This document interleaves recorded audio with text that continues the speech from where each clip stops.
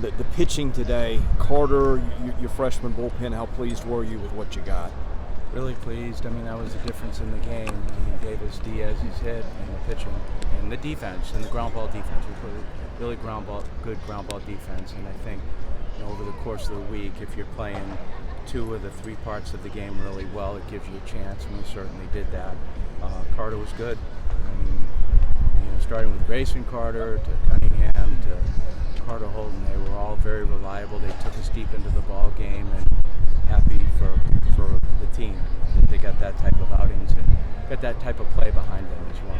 It feels like Miller Green is pitching better now than he has been at any point this season. What have you seen from him? Confidence, just the ability to get in there and have clean outings, I think helps with playing better defense behind him. But I think it's just confidence when you get in there and you can land your secondary pitches and you're getting called on in those moments and you come through, then you start to feel like you're potentially that person. How good did you think Carter's breaking ball was, especially from maybe inning 2 on? Good. I thought both of them. I mean, the small little curveball is good, but the big one was really good. He was able to land it in 2 strike counts, and when he was behind as well. He's got a lot of confidence in it too, and he fields his position really, really well, which saved us in one particular inning when he got off the mound and got that bunt through the second base. So he's a pretty complete pitcher. What's going to be the key for improving on offensively this weekend going to LSU? Well, putting the bats down tomorrow, I think is the biggest thing. You can feel them pressing and they're a little bit defensive. So we just got to put it down for a day and then get back. It doesn't last forever, and it won't. So we'll just keep working. Miller went with his breaking ball to the lefty and the righty he got, and was effective with both of them. How special is that to be able to use a freshman to trust that pitch in that spot in those situations to both sides? Yeah, a freshman left-hander who sees that window. Because not every pitcher sees that window. In order to throw a breaking ball and land it, you have to see the outcome of it yourself, and not everyone can identify it to both sides, but he does. But he, like when he plays catch, that's what he's doing. He's verbalizing his catch play when he throws. So he's really focusing in on doing things with the ball that you have to do in order to do them in a game environment. He takes a mature approach to what he's doing. How much does that include trusting your catcher in that spot too with guys on base? For sure. I think Brownie does a great job of, if Brownie wants a pitch, he's going to call it, but he also trusts SB and the pitcher that's out there to make a call when they need to. And I think that's the difference. SB makes those kids feel good about what they're doing. He's very confident as well. When Scott Brown went out for the mound visit with Carter, you kind of followed him out. Was there a reason for that? Yeah, he fell off the mound. It was just checking to see if he was okay.